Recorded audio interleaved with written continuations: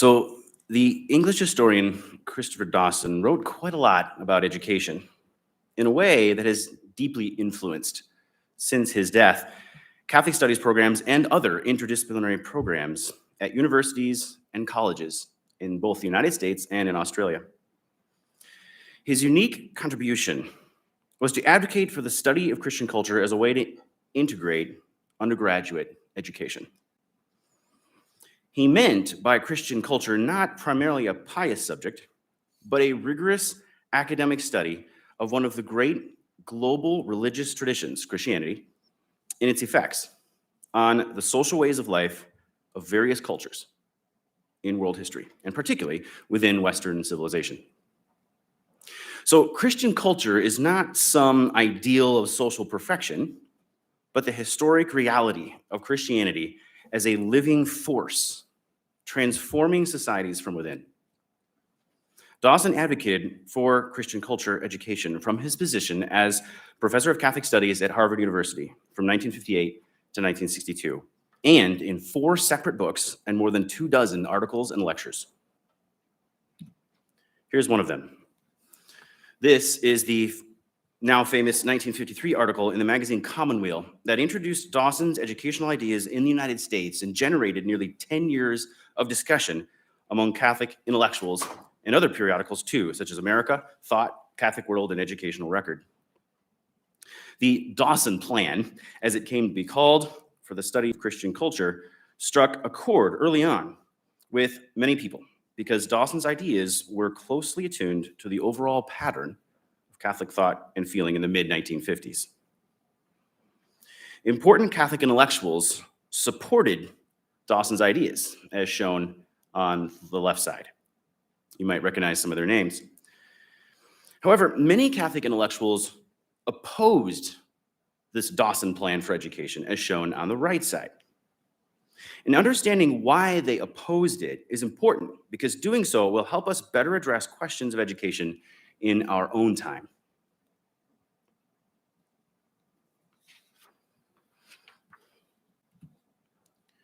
So the question is, why did American Catholic intellectuals oppose Dawson's educational ideas?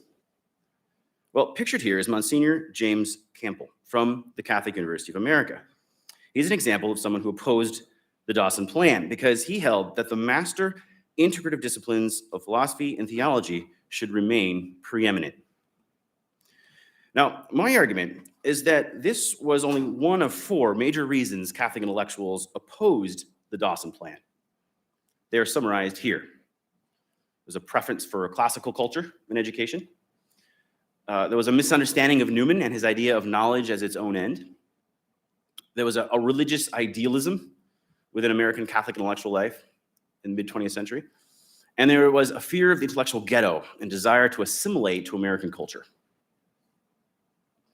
I will discuss each of these critiques, respond to each, and then recount the story of a major exception to this pattern when St. Mary's College in Notre Dame, Indiana, started a Christian culture program in 1956, inspired by Dawson's work.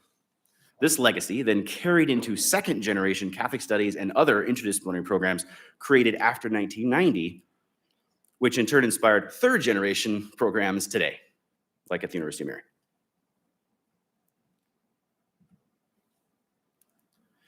So Dawson called for the study of Christian culture as worthy on its own right and as the key to understanding our own civilization from within. However, it was also important as a way to alert people to the danger of secularization. Now, secularization was not simply the disappearance of religion so much as its privatization. As such, secularization involved first the loss of Christian unity in the age of the Reformations. Second, the retreat of Christians from the sphere of culture into sectarian concerns. And third, the resulting loss of faith. The problem was that secularization created inner vulnerability to other spiritual forces colonizing our souls. Modern technology and social change, as well as the modern state with its monopoly on state education, represented powerful forces towards secular assimilation in post-World War II America. This cultural shift not only led Christian intellectuals to oppose the Dawson Plan, but also to dismantle their own subcultures and institutional supports, like in their schools, in the interest of conforming to the dominant culture.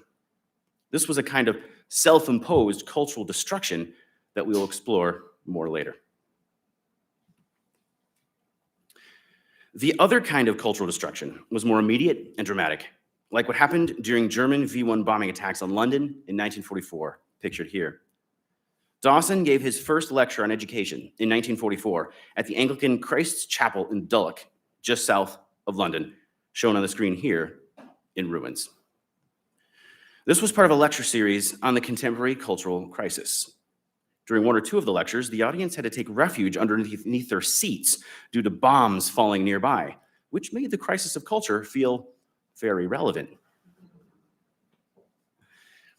Cultural destruction, the mutilation of memory and identity, followed not only as an incidental product of combat, but also from deliberate policy, from the ideas and the minds of the actors. Thus, educationalists held a large measure of responsibility for the crisis, because they participated in putting those ideas in the minds of the actors. Dawson said they passed on to their students merely a national and a secular identity that masqueraded as ultimate values. This was a failure of enculturation that denied a basic truth. World historical civilizations had always assimilated a religious tradition to help form the next generation. Dawson wrote that, quote, "It is only by the rediscovery of the spiritual world and the restoration of man's spiritual capacities that it is possible to save humanity from self-destruction." Modern Western civilization had failed in this basic task. So as pictured here, the continuity of cultures is maintained through education broadly conceived as handing on of a living tradition grounded in a religious vision. Quote, "Some cultural education is necessary if Western culture is to survive," Dawson wrote in this book here, pictured here, The Crisis of Western Education. He focused his efforts toward educational renewal on the United States because he looked with hope to the independent system of Catholic colleges and universities there as possible seedbeds of renewal.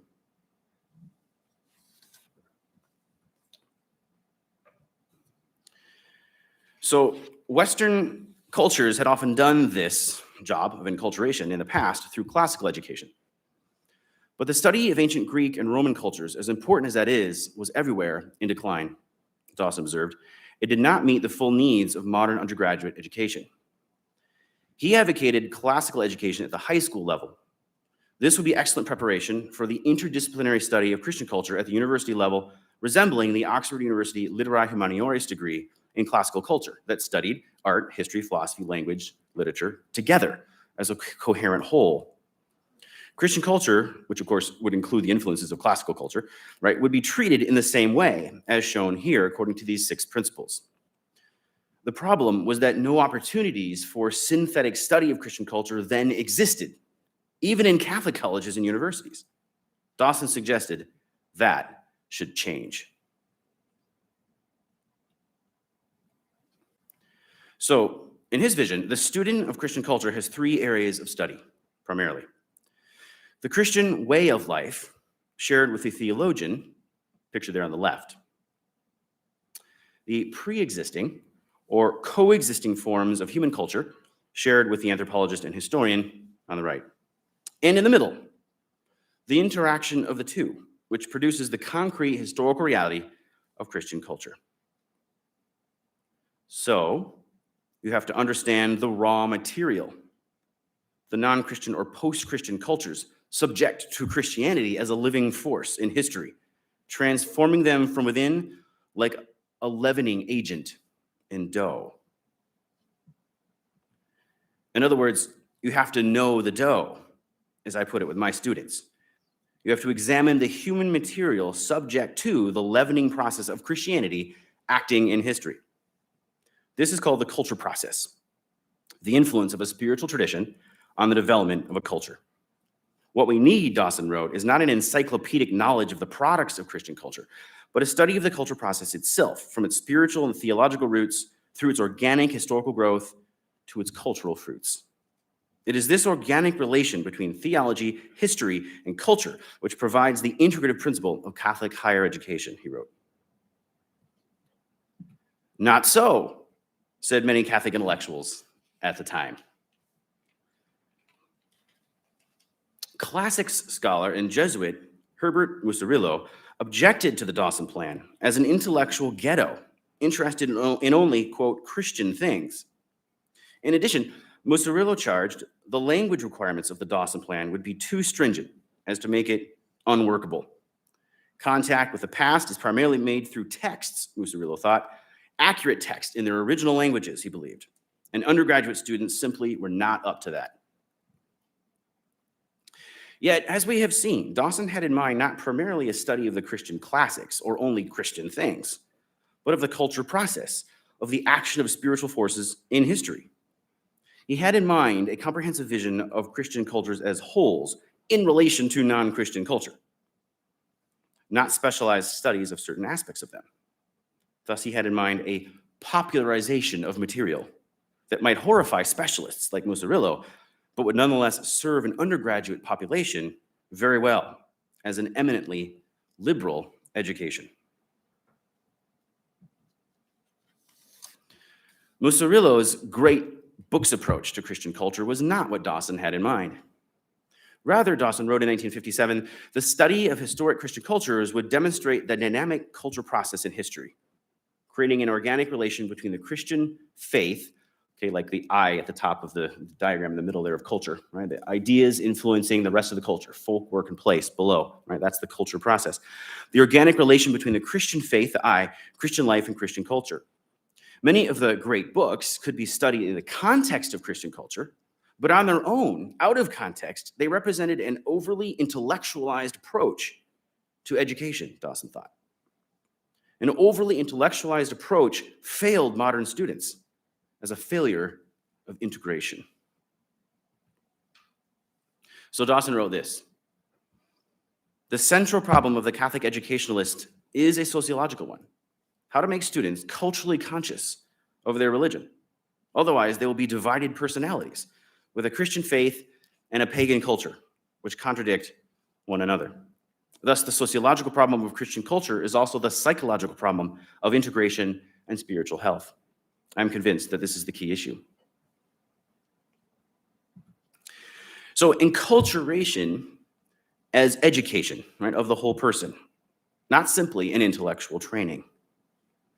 This is why, in Dawson's view, academic theology and philosophy were not sufficient to integrate a curriculum. The study of Christian culture as a whole was needed, which, of course, included theology and philosophy. But it was on this point of enculturation that other Catholic intellectuals attacked Dawson's ideas. John Henry Newman had shown, they argued, in his idea of university, that the purpose of a liberal arts education was knowledge for its own sake. Talk of forming students was therefore inappropriate. The theologian and professor of humanities, Justice Lawler, pictured here, made this claim. He lambasted the anti-intellectualism of Catholic education in the 1940s and urged the amplification of Newman's intellectual ideal in the 1950s and 60s. He thought that Dawson wanted to use education to evangelize students in a kind of social engineering. What is needed in Catholic universities, Justice Lawler wrote, is the training of the mind, as Newman held. Now, no doubt, Dawson responded, if one conceived of Christian culture in too theological a manner, then that might give some opening to Lawler's fear of turning education into simply apologetics. But Dawson was not an apologist. He was a scholar who defended Christian culture as nothing to be ashamed of. It constitutes one of the great civilizations of history and should be studied for its own sake, just as classical culture was in the old humanist education. Lawler's criticism was really based on a misunderstanding of Newman. In reality, there were two major principles in Newman's education work as a whole, not just one. These were the university principle of knowledge for its own sake and the college principle of student formation. The university principle trains the intellect through professors and books. The college principal forms the hearts and minds of students in virtue and good habits through tutors and communal living. So enculturating students into a living tradition and way of life was very much part of Newman's educational vision too. Lawler misread him.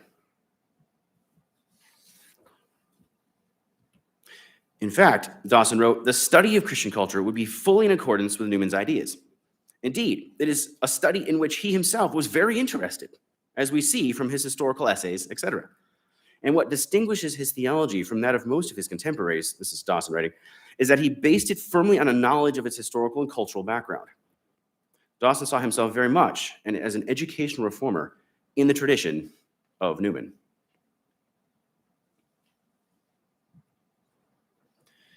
Now, besides humanities specialists and narrow readings of Newman, religious idealism also fueled opposition to the study of Christian culture. Religious idealism approaches religion by de-emphasizing the temporal order, material reality, and the connection of religion to culture, an orientation characteristic of Americans since the great religious revivals of the 18th and 19th centuries. Because of religious idealism, American religion was detached from the objective world, which was the domain of business and politics, Dawson said in a lecture in Houston. This, he wrote, I believe, has left a permanent mark on the American mind, so that as several Americans have remarked to me, they find some difficulty in relating the two concepts of religion and civilization, since these seem to belong to two quite distinct orders of existence. Religious idealism worked its way into American Catholic culture by the 1950s, making Christian culture largely unthinkable. This led some to overemphasize the place of theology and philosophy in the curriculum. Now, as a British outsider coming to the US in 1958, Dawson had some concerns about American Catholic intellectual life and its neglect of history and culture. Dawson did not wish to reduce the role of theology in education, but in a private letter to his American friend, John J. Malloy, he wrote that, quote, the theological philosophical monopoly in medieval universities killed medieval culture and led to the Reformation, just as the dictatorship of the theologians at the Sorbonne was equally fatal to French Catholic culture in the 18th century. Thus, he expressed surprise over the strictly scholastic and metaphysical tendencies that seem to dominate American Catholic higher education. Quote, is there not a danger that this highly abstract treatment of learning will produce some antagonism to Catholic education among the younger generation? He found troubling the tendency to prescind from the cultural roots of ideas and institutions.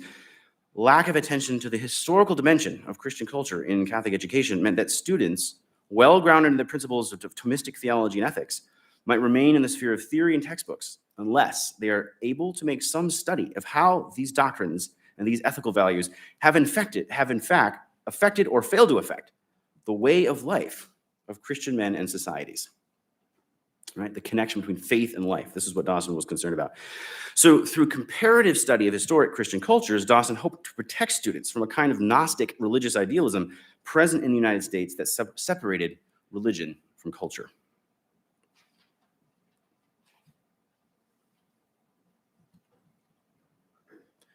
The fourth reason that Catholic intellectuals attacked the Dawson Plan was their desire to assimilate Catholics into American culture.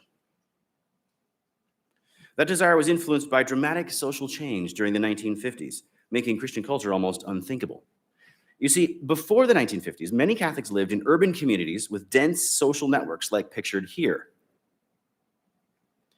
Catholics often lived together in specific neighborhoods surrounding a church and a school, not far from local Catholic-owned businesses. These communities connected faith and life in one's daily experience. These subcultures mediated what it meant to be both Catholic and American. After World War II, US society became a melting pot. The first mass-produced planned suburb of Levittown was completed by 1951 on Long Island, New York. Notice all the houses look the same. Together with the Federal Highway Act of 1956, such suburbs drained urban neighborhoods and parishes of vitality and dispersed people away from institutional supports.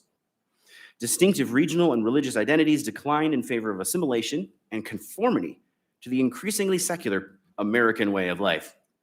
Social change reinforced intellectual change, and the secular pattern of culture in the mind of many made it difficult to sustain or even conceive of Christian culture as a lived reality.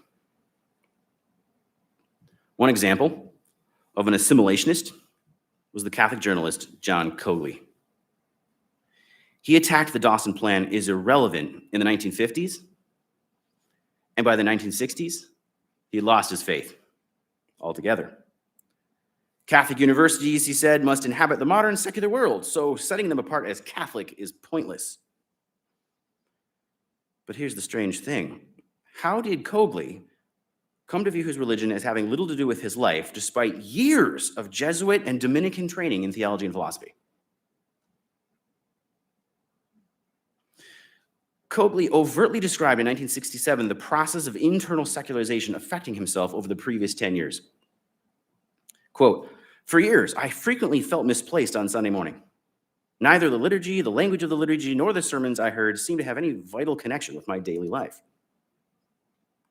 Then came the day he realized he no longer felt at home on Catholic campuses or other church-sponsored intellectual gatherings. At first, it unnerved him when he realized his secular condition. However, when his eldest son left for college, quote, I found myself quite content that he did not choose a Catholic campus. The son went to Harvard, as Cogley wanted him prepared for the wider world, even at the cost of missing the once admired Catholic culture of his own upbringing. The process of Catholic enculturation had broken down, and by 1967, Cogley knew it. This failure occurred partly due to the sociological transformation of American society and the idealist reaction among Catholic liberals in the 1950s against the older Catholic culture, which now, in their view, smacked of the urban ghetto they wanted to escape. Historian Russell Shaw noted that they lost sympathy for the infrastructure of Catholic culture they had helped make the faith believable for generations. They jettisoned that in favor of unmediated integration of Catholics into the secular milieu. Now, Eugene Cavane demonstrates the opposite result. He defended Dawson's proposal to study Christian culture, and then in his life, he not only kept the faith, but he defended Christian culture in a heroic manner. Cavane had dedicated his priesthood to the church and to Catholic education. Without education into the tradition of Christian culture, he wrote approvingly in 1959 about Dawson's work, student minds would be ill prepared to withstand the secularizing pressures of the modern environment. Cultural education is more than just philosophy and theology. 8 years later, Cavane resisted the assimilationist movement represented at the Catholic University of America by Father Charles Curran, who supported public dissent to Pope Paul VI's encyclical Humanae Vitae by Catholic theologians. Cavane spoke against Curran's dissent and thereby sacrificed his academic career as he was ousted by assimilationist forces in 1968. After leaving the Catholic University of America, Cavane went on to work in the area of catechetics and created the beautiful Faith and Life series pictured here, known for its art and fidelity to church teaching. Cavane understood Christian culture in contrast with Dawson's critics, and this moved him to defend distinctive Catholic cultural and institutional identity. So, as historian James Burchell has shown in the book pictured here, we see how internal secularization in Christian universities during the 20th century did not occur so much through the work of godless intellectuals as through the increasingly religious idealism of Christians themselves, who lost confidence in their own institutional cultures. They individualized and subjectivized faith, undermining cultural continuity and the structures that support community expression of faith. Hence, one arrives at the place this talk began: cultural destruction, not by German V1 weapons, but by ideas and by decisions in which Catholics and other Christians, swept along by sociological changes in post-war America, dismantled their own institutions and local cultures from within. One Catholic educational leader did not do this. This was poet and college president Sister M. Madaleva Wolf, pictured here sitting next to Christopher Dawson. She and historian Bruno Schlesinger, seated on her other side there. Schlesinger had fled the Nazis in Austria in 1938. She, Sister Madaleva, and Bruno took up Dawson's ideas to create the first actual program in 1956, inspired by the Dawson Plan, called the Christian Culture Program at St. Mary's College in Notre Dame, Indiana. This was a college for women founded in 1844 by the Sisters of the Holy Cross. The achievement of Madaleva and Schlesinger showed for the first time that Dawson's proposal could serve as the basis for a highly popular undergraduate education. Now, Madaleva was a dynamic speaker and writer and a highly cultured woman who reviewed manuscripts by theologian Thomas Burton before publication, discussed teaching and writing with C.S. Lewis, corresponded with John F. Kennedy, and formed a friendship with actress Helen Hayes. Her many correspondents included Christopher Dawson. She set out to make St. Mary's a center of Christian culture. She encouraged a culture of beauty on campus through art, music, drama, poetry, architecture, and landscaping. In this spirit, the Christian Culture Program became a crown jewel of the institution. Bruno Schlesinger studied Dawson's work deeply and was a gifted educational pioneer. His Christian Culture Program focused on Western civilization from an interdisciplinary perspective, with Christianity as the core influence. It could easily function as a second major, and it included historical sequence courses taught by Schlesinger, weekly colloquia taught by guest lecturers, and special topics courses taught in other departments. The program proved that Dawson's ideas on education could work in practice, and students loved it. Quote, "I think this is the course of study you learn to live with," one student from a small Illinois coal mining town said. Recalling her time in the program 50 years later, Anne Harris Mohan, class of 1958, wrote, "I was in the first class and loved the program dearly. It was for me an astonishing academic adventure." But it was not the program on its own that the students cherished. They loved the man who embodied it. Schlesinger was a master teacher, unlike Dawson. Schlesinger embodied Christian culture for his students, hundreds of them over the decades, and showed how it initiated them into a great living tradition, helping to make sense of the present, as Dawson suggested it would. Sister Madaleva and Bruno Schlesinger represented very different ways of thinking about education than the classicist critics, the Newman misreaders, and the religious idealists and the simulationists who had not understood or sympathized with the Dawson Plan. So Dawson's American friend, John J. Mulloy, worked out different ways the study of Christian culture could be realized through the actual structures of curricula in American universities. So there are about 5 different ways that he came up with. The details of these different ways can be found in one of the appendices to my own book on Dawson. But the point here is that these different ways then created a legacy which, when Dawson's work was rediscovered after 1990, were implemented. These are some of the new educational pioneers who found different ways to realize the study of Christian culture in American institutions of higher learning. Professor James Gaston at Steubenville in 1990, Don Briel at the University of St. Thomas in 1993, Carl Schmood at Campion College in 2006. This was the second generation of educational pioneers in this tradition of Newman and Dawson. They saw Dawson's work as important for implementing the kind of reform that Pope John Paul had in mind in his great 1990 encyclical Ex Corde Ecclesiae on Catholic higher education. People such as these, pictured here, created programs that have since educated hundreds of students and inspired the third generation of Christian culture study in the 21st century at places like the University of Mary.